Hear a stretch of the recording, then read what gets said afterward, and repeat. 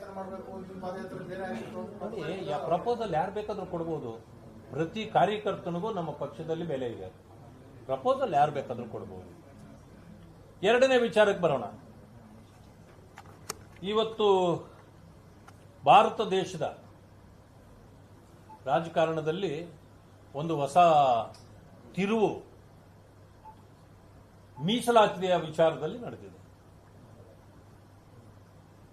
ವಿರೋಧ ಪಕ್ಷದ ನಾಯಕರಾಗಿರ್ತಕ್ಕಂಥ ರಾಹುಲ್ ಗಾಂಧಿ ಅವರು ಇವತ್ತು ಭಾರತ ದೇಶದ ನೆಲದ ಮೇಲೆ ಇಲ್ಲ,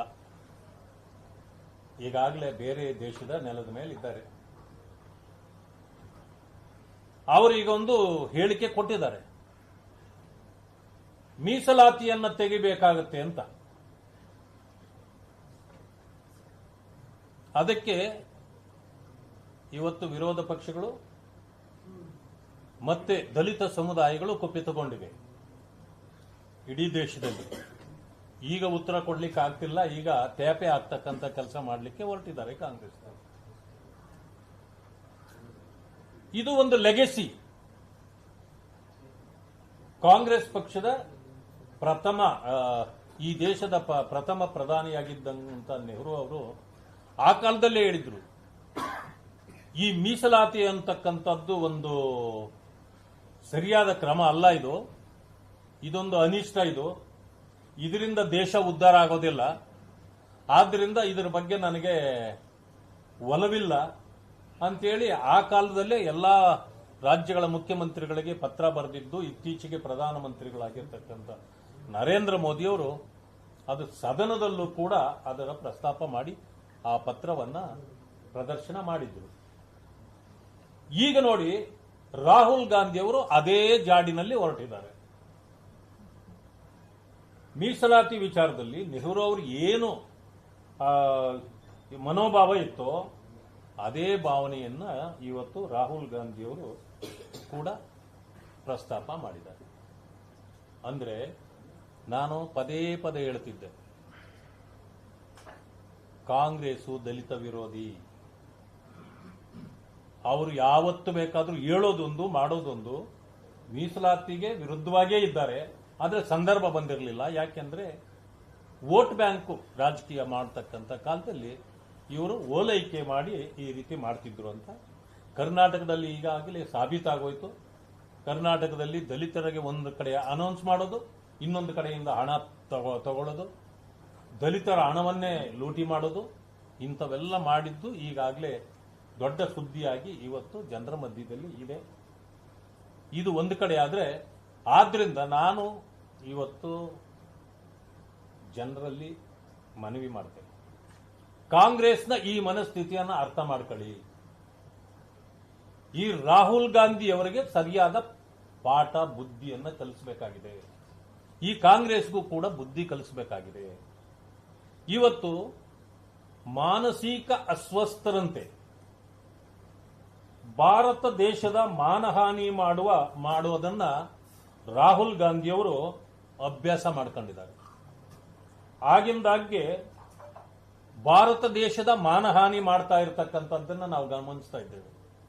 ಈ ದೇಶದ ಮಣ್ಣಿನಿಂದ ಹೊರಗಡೆ ಅವರು ಹೋಗಿದ ತಕ್ಷಣ ಭಾರತ ದೇಶವನ್ನ ಅಪಮಾನ ಮಾಡ್ತಾನೇ ಇರ್ತಾರೆ, ಸದಾ ಮಾಡ್ತಾರೆ, ಇವತ್ತು ಮುಂದುವರಿಸಿದ್ದಾರೆ. ನಾವು ಭಾರತ್ ಮಾತಾ ಕಿ ಜೈ ಅಂತೀವಿ. ಯಾಕೆಂತಂದ್ರೆ ಈ ದೇಶವನ್ನ ಮಾತೆಗೆ ಹೋಲಿಸ್ತೇವೆ, ನಾವು ತಾಯಿಗೆ ಹೋಲಿಸ್ತೇವೆ. ಆದ್ರೆ ಇವತ್ತು ನಮಗೆ ನೋವಾಗ್ತಿರ್ತಕ್ಕಂಥದ್ದು, ಹೊರದೇಶದ ಮಣ್ಣಿನಲ್ಲಿ ನಿಂತು ಭಾರತಾಂಬೆಯ ವಸ್ತ್ರಹರಣ ಮಾಡಿ ಖುಷಿ ಪಡುವ ವಿಕಾರ ಮನೋಭಾವ, ಅಂದ್ರೆ ಒಂಥರ ಪೀಡಕ, sadist. Rahul Gandhi is a sadist. ನನಗೆ ನೋವಾಗುತ್ತೆ ಆ ಮಾತನ್ನು ಹೇಳಲಿಕ್ಕೆ. ಆದರೆ ತಾಯಿಯನ್ನ ನಾವು ತಾಯಿ ಅಂತ ಏನು ಈ ದೇಶವನ್ನ ಕರ್ಕೊಳ್ತೇವೋ, ಆ ತಾಯಿಯ ವಿವಸ್ತ್ರಗೊಳಿಸ್ತಕ್ಕಂಥ ರೀತಿಯಲ್ಲಿ ಮಾತಾಡ್ತಾರಲ್ಲ, ಎಂತ ಪಾಠ ಕಲಿಸಬೇಕು ಇವರು. ವಿರೋಧ ಪಕ್ಷದ ನಾಯಕರಾಗಲಿಕ್ಕೆ ಯೋಗ್ಯರಿದ್ದಾರಾ ಅಂತ ಪ್ರಶ್ನೆ ಮಾಡಬೇಕಾಗುತ್ತೆ ನಾನು. ಜೊತೆಗೆ 14ರಲ್ಲಿ ವಿರೋಧ ಪಕ್ಷಕ್ಕೆ ಬಂತಲ್ಲ ಕಾಂಗ್ರೆಸ್ ಪಾರ್ಟಿ, ಸ್ಥಾನ ಸಿಗದೇ ಇರಬಹುದು. ಆದರೆ 14ರಲ್ಲಿ ನಾನೇ ಆ ನಾಯಕತ್ವವನ್ನು ವಹಿಸ್ಕೊಳ್ತೇನೆ ಅಂತೇಳಿ ರಾಹುಲ್ ಗಾಂಧಿ ಹೇಳಲಿಲ್ಲ. ಯಾಕೆ ಅಂತಂದ್ರೆ ಅವರಿಗೆ ರೆಕಗ್ನೈಸ್ಡ್ ಅಪೋಸಿಷನ್ ಲೀಡರ್ಶಿಪ್ ಬೇಕಾಗಿತ್ತು. ಆವತ್ತು ರೆಕಗ್ನೈಸ್ಡ್ ಅಲ್ಲ, ಕಡಿಮೆ ಸ್ಥಾನಗಳಿತ್ತು. 19ಕ್ಕೆ ಬಂತು, 19ರಲ್ಲೂ ಕೂಡ ಕಡಿಮೆ ಸ್ಥಾನಗಳು ಬಂದ್ಬಿಡ್ತು. ಅದರಿಂದ ಅದನ್ನು ತೆಗೆದುಕೊಳ್ಳಲಿಕ್ಕೆ ಅವರು ಹಿಂದೇಟ್ ಹಾಕಿದ್ರು. ಈ ಸಾರಿ ರೆಕಗ್ನೈಸ್ಡ್ ಅಪೋಸಿಷನ್ ಲೀಡರ್ ಆಗಿದ್ರಿಂದ ಬೇರೆ ಎಲ್ಲರನ್ನು ಸರಿಸಿ ನನಗೇ ಬೇಕು ಅಂತ ಈ ಸಾರಿ ತಗೊಂಡಿದ್ದಾರೆ. ಆದರೆ ನಾನು ಇವತ್ತು ಹೇಳ್ತೇನೆ, is not fit to be a opposition leader. ಈ ರೀತಿ ಹೊರಗಡೆ ಹೋಗಿ ನಮ್ಮ ದೇಶವನ್ನು ಅಪಮಾನಗೊಳಿಸ್ತಕ್ಕಂಥದ್ದು, ಈ ರೀತಿ ಕೆಟ್ಟದಾಗಿ ನಡ್ಕೊಳ್ತಕ್ಕಂಥದ್ದು ಎಷ್ಟು ಸರಿ? ನೀವು ಏನು ಬೇಕಾದರೂ ಮಾತಾಡಿ, ಇದೇ ನೆಲದಲ್ಲಿ ನಿಂತು ಪ್ರಧಾನಮಂತ್ರಿಗಳಿಂದ ಹಿಡಿದು ಒಬ್ಬ ಕಾರ್ಯಕರ್ತನವರೆಗೆ ಯಾರು ಏನು ತಪ್ಪು ಮಾಡಿದ್ರು ಹೊರಗಡೆ ಹೇಳಿ, ನಮ್ಮ ದೇಶದಲ್ಲಿ ಮಾತಾಡಿ, ನಮಗೆ ಅಪಮಾನ ಆಗಲ್ಲ. ಯಾಕೆಂತಂದ್ರೆ ತಪ್ಪುಗಳನ್ನು ಸರಿಪಡಿಸ್ತಕ್ಕಂಥದ್ದು ಒಬ್ಬ ವಿರೋಧ ಪಕ್ಷದ ನಾಯಕನ ಕೆಲಸ ಕೂಡ. ಸಲಹೆ ಕೊಡಿ, ವಿರೋಧ ಮಾಡಿ. ಅದನ್ನು ಮಾಡೋದು ಬಿಟ್ಟು ನೀವು ಹೋಗಿ ಹೊರದೇಶಗಳಲ್ಲಿ ನಿಂತು ಅಪಮಾನ ಮಾಡತಕ್ಕಂಥದ್ದು ಸರಿ ಇದೆಯಾ? ಇಂಥವರನ್ನ ನಾವು ನಮ್ಮ ದೇಶದಲ್ಲಿ ಬಾಯ್ಕಾಟ್ ಮಾಡಬೇಕಿಂತವರನ್ನ. ನಾನು ಇನ್ನೊಂದು ಮಾತು ಹೇಳಿದ್ರೆ ಗಡೀಪಾರು ಮಾಡ್ರಿ ಅಂತಂದ್ರೆ ಆ ಮಾತು ಸರಿ ಹೊಂದುತ್ತೋ ಇಲ್ಲ ಗೊತ್ತಿಲ್ಲ, ಯಾಕಂದ್ರೆ ಅವರು ವಿರೋಧ ಪಕ್ಷದ ನಾಯಕರಿದ್ದಾರೆ. ಆದರೆ ಎಷ್ಟು ಸಿಟ್ಟು ಬರುತ್ತಂತಂದ್ರೆ ನಮ್ಮ ಭಾರತಾಂಬೆಯನ್ನ ಅಪಮಾನಗೊಳಿಸತಕ್ಕಂಥದ್ದನ್ನ ಭಾರತೀಯರಾಗಿ ನಾವು ಯಾರೂ ಕೂಡ ಸಹಿಸಲಿಕ್ಕೆ ಸಾಧ್ಯ ಇಲ್ಲ ಅನ್ನೋ ಮಾತನ್ನು ಹೇಳ್ತೇನೆ. ಕಾಂಗ್ರೆಸ್ಸಿನ ಬಣ್ಣ ಏನು ಅಂತಕ್ಕಂಥದ್ದು ಇವತ್ತು ಬಯಲಾಗಿದೆ. ಮೀಸಲಾತಿಯ ವಿರೋಧಿಗಳು ಅಂತಕ್ಕಂಥದ್ದು ನೀವು ನೋಡಿರಬಹುದು. ನಮ್ಮ ಪಕ್ಷದಲ್ಲಿ ಒಬ್ಬರು ಸ್ಟೇಟ್ಮೆಂಟ್ ಮಾಡಿದ್ರು, 400 ಸೀಟ್ ಬಂದರೆ ನಮಗೆ ಸಂವಿಧಾನ ತಿದ್ದುಪಡಿ ಮಾಡಲಿಕ್ಕೆ ಬಹಳ ಸುಲಭ ಅಂತ ಹೇಳಿದ ತಕ್ಷಣ ಅದಕ್ಕೆ ಮುಂಚೆನೂ ಅವರು ಸ್ಟೇಟ್ಮೆಂಟ್ ಮಾಡಿದ್ರು. ಏನು ಕಾಂಗ್ರೆಸ್ ಪಾರ್ಟಿ ಅದನ್ನು ಹಿಡ್ಕೊಂಡು ಎಷ್ಟು ಆಟ ಆಡಿದ್ರು ಅಂದ್ರೆ ಪ್ರತಿ ಚುನಾವಣೆಗೆ ಅದೇ ಇಂಪಾರ್ಟೆಂಟ್ ಇಶ್ಯೂ ಆಗಿ ಮಾಡ್ತಿದ್ರು. ನಾನಿವತ್ತು ಹೇಳ್ತೇನೆ, ಆ ಸ್ಟೇಟ್ಮೆಂಟ್ಗಿಂತ ಒಂದು ಕೆಟ್ಟ ಸ್ಟೇಟ್ಮೆಂಟ್ ಯಾವುದಾದ್ರೂ ಇದೆ ಅಂತಂದ್ರೆ ಹೇಳಿಕೆ ಇದ್ರೆ ಇವತ್ತು ಮೀಸಲಾತಿ. ಬಡತನದ ಬಗ್ಗೆ ಗೊತ್ತಿದೆಯಾ ನಿಮಗೆ? ಮೀಸಲಾತಿ ಯಾವ ಕಾರಣಕ್ಕೆ ಬಂದಿತ್ತು ಅಂತ ಗೊತ್ತಿದೆಯಾ ನಿಮಗೆ? ನಿಮ್ಮ ಆಗರ್ಭ ಶ್ರೀಮಂತಿಕೆಯ ಮೆರಿತಾ ಇದ್ದೀರಿ ನೀವೆಲ್ಲ. ಬಡವರ ಬಗ್ಗೆ ಚಿಂತೆ ಮಾಡೋದನ್ನು ಬಿಟ್ಟು, ಅವರ ಶ್ರೇಯೋಭಿವೃದ್ಧಿಯನ್ನು ಬಯಸೋದನ್ನು ಬಿಟ್ಟು ಮೀಸಲಾತಿಯನ್ನು ತೆಗೆಯೋದಾದ್ರೆ ನಿಮ್ಮ ಕಾಂಗ್ರೆಸ್ ಈ ದೇಶದಿಂದನೇ ಹೋಗುತ್ತೆ. ಇವತ್ತು ಹೇಳಿ, ಸಂವಿಧಾನ ಬದಲಾವಣೆ ಮಾಡಿಬಿಡ್ತಾರೆ ಅಂತ ಭಾಷಣ ಹೊಡಿತಿದ್ರಲ್ಲ, ಅದಕ್ಕಿಂತ ಕೆಟ್ಟ ಒಂದು ಪರಂಪರೆಯನ್ನ ಇವತ್ತು ನೀವು ಆಡಿದಿರಿ. ದಲಿತರಿಗೆ ಉತ್ತರ ಕೊಡಿ. ನೀವು ಟೇಪೆ ಕೆಲಸವನ್ನ ಮಾಡಬೇಡಿ.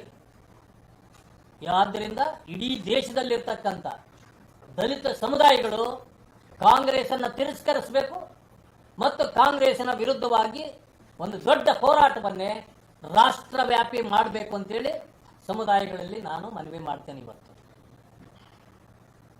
ಇಡೀ ರಾಷ್ಟ್ರವ್ಯಾಪಿ ಮಾಡಬೇಕು.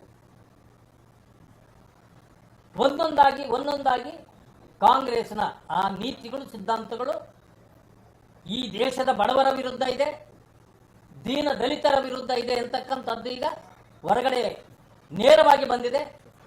ಇದಕ್ಕಿಂತ ಈಗ ಕೈ ಉಣ್ಣಿಗೆ ಕನ್ನಡಿ ಬೇಕಾಗಿಲ್ಲ. ಈಗ ಕಾಂಗ್ರೆಸ್ ಇಂದ ಇದಕ್ಕೆ ಉತ್ತರ ಕೊಡ್ಲಿಕ್ಕೆ ಆಗೋದಿಲ್ಲ. ದಮನಿತರು ನೇರವಾಗಿ ಈಗ ಬೀದಿಗಿಳಿಬೇಕು, ಇಳಿದು ಇದನ್ನ ವಿರೋಧಿಸಬೇಕು. ಬರೀ ಅವರು ಕ್ಷಮೆ ಕೇಳಿದ್ರೆ ಸಾಲದು. ಈಗ ಯಾತಕ್ಕೆ ಕೇಳಿದ್ರು? ಮತ್ತೆ ಬೇರೆಯವರನ್ನೆಲ್ಲ ನೀವು ಸಂವಿಧಾನದ ಬಗ್ಗೆ ಬೇಕಾದ್ರೆ ನಾವೇ ಕಸ್ಟೋಡಿಯನ್ ಅಂತ ಹೇಳ್ತಿದ್ರಿ. ಸಾಮಾಜಿಕ ನ್ಯಾಯ ನಮ್ಮನ್ನು ಬಿಟ್ಟರೆ ಯಾರು ಕೊಡಕ್ಕಾಗಲ್ಲ ಈ ದೇಶದಲ್ಲಿ ಹೇಳ್ತಿದ್ರಿ. ಈಗ ಎಲ್ಲೋಗಿದೆ ನಿಮ್ಮ ಇದೆಲ್ಲ? ಆದರೆ ನಿಮ್ಮ ನಿಜ ಬಣ್ಣ ಹೊರಗಡೆ ಬಂದಿದೆ.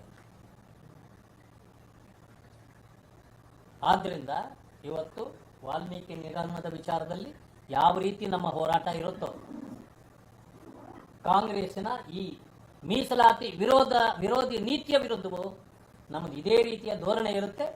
ರಾಜ್ಯಾದ್ಯಂತ ಕಾಂಗ್ರೆಸ್ ಪಕ್ಷದ ವಿರುದ್ಧವಾಗಿ ನಮ್ಮ ಹೋರಾಟಕ್ಕೆ ನಾವು ಜನರನ್ನು ಸಜ್ಜುಗೊಳ್ತಕ್ಕಂಥ ಕೆಲಸವನ್ನು ಮಾಡ್ತಿದ್ದೇವೆ. ಕೊನೆಯದಾಗಿ ಒಂದು ಮಾತನ್ನು ಹೇಳಲಿಕ್ಕೆ ಬಯಸ್ತೇನೆ. ಗುಲ್ಬರ್ಗ ಯಾವತ್ತೂ ಇಲ್ಲದಂಥ ಪರಿಸ್ಥಿತಿ ಇವತ್ತು, ಕಾನೂನು ಸುವ್ಯವಸ್ಥೆ ಕೆಟ್ಟಿದೆ. ಎಲ್ಲ ಕೆಟ್ಟ ಪರಂಪರೆಯ ಕಥೆಗಳು ಅಲ್ಲಿಂದ ಪ್ರಾರಂಭ ಆಗ್ತಾ ಇದೆ. ಜೊತೆಗೆ ನಿನ್ನೆ ಹನಿ ಟ್ರ್ಯಾಪ್ ಒಂದು ಕೆಳಗಡೆ ಕೇಳಿ ಬಂದಿದೆ. ಇದರ ಹಿಂದೆ ಬಹಳ ಜನರಿದ್ದಾರೆ. ಈಗ 6 ಜನರು ಅರೆಸ್ಟ್ ಆಗಿದ್ದಾರೆ. ಅರೆಸ್ಟ್ ಆಗ್ತಿದ್ದಂಗೆ ಅವರೇ ಒಂದು ಮಾತುಗಳನ್ನು ಹೇಳ್ತಾ ಇದ್ದಾರೆ. ಪ್ರಿಯಾಂಕಾ ಖರ್ಗೆ ಏನೂ ಆಗಬಾರ್ದು, ಅವ್ರಿಗೆ ಕೆಟ್ಟ ಹೆಸರು ಬರಬಾರ್ದು, ಅದಕ್ಕೆ ನಾವೇ ಸರೆಂಡರ್ ಆಗ್ಬಿಟ್ಟಿದ್ದೀವಿ. ಅರೆ, ನಾವು ಯಾರೂ ಕೂಡ ಪ್ರಿಯಾಂಕಾ ಖರ್ಗೆ ಅವರ ಹೆಸರು ಹೇಳಲೇ ಇಲ್ಲ. ಆದ್ರೆ ಅವ್ರು ನೀವ್ ಯಾಕೆ ಹೇಳಿದ್ರಿ? ಏನಿದೆ ಇದು ನಿಂದೆ? ಯಾರು ಹೇಳದೇ ಇದ್ರು ನೀವೇ ಹೇಳ್ಕೊಂಡ್ಬಿಟ್ಟಿದ್ದೀರಲ್ಲ. ಅಂದಮೇಲೆ ಇಲ್ಲೇನೋ ಹಿಂದೆ ಇದೆ ಅಂತ ಆಯ್ತು. ಈಗ ಅಲ್ಲಿ ಲೋಕಲ್ ಅಲ್ಲಿ ಎಲ್ಲಾ ಲೀಡರ್ಗಳು ಸಿಬಿಐ ಕೊಡಿ ಅಂತ ಇವಾಗ ಡಿಮ್ಯಾಂಡ್ ಮಾಡ್ತಿದ್ದಾರೆ. ಈಗ ನೀವು ಕೇಳಬಹುದು, ಏನು ಮಾತಿತ್ತಿದ್ರೆ ಎಲ್ಲಾ ಸಿಬಿಐ ಕೇಳ್ತೀರಿ ಅಂತ ಏನಾದ್ರೂ ಕೇಳಬಹುದು ತಾವು. ನಿಮ್ ಸಹಜವಾಗಿ ಪ್ರಶ್ನೆ ಬರುತ್ತೆ. ನಾನೇ ಹೇಳ್ಬಿಡ್ತೇನೆ ಅದು ಉತ್ತರ. SIT ಕೊಟ್ಟಿದ್ದು ಯಾರ ಹೆಸರು ಇರ್ಬೇಕೋ ಅವ್ರದ್ದು ಇರೋದೇ ಇಲ್ಲ ಅಂತಂದಾಗ ನೀವು ಯಾವ್ದಕ್ಕೆ ಕೊಟ್ರೆ ಏನು? ನಿಮಗೆ ಇಲ್ಲಿ ಬರೀ ಕ್ಲೀನ್ ಚೀಟ್ ತಗೊಳ್ಳಿಕ್ಕೆ ನೀವೆಲ್ಲ ಮಾಡೋದು. ಅದರಿಂದಾಗಿ ಪ್ರತಿಯೊಬ್ಬರಿಗೂ ಈಗ ಅನ್ಸಿರೋದು ಇಲ್ಲಿಂದ ಯಾವುದು ಬೇಕಾಗಿಲ್ಲ, ಸಿಬಿಐ ಕೊಡಿ ಅಂತ. ಆಮೇಲೆ ಇದರಲ್ಲಿ ಇದೇನೋ ದೊಡ್ಡ ದೊಡ್ಡ ವಿಷಯಗಳಿದೆ ಅಂತ ಹೇಳಿ ಈಗಾಗಲೇ ಲೋಕಲ್ ಲೀಡರ್ಗಳು ಹೇಳ್ತಿದ್ದಾರೆ. ಆದ್ರಿಂದ ಸರ್ಕಾರ ಇದನ್ನು ಸೀರಿಯಸ್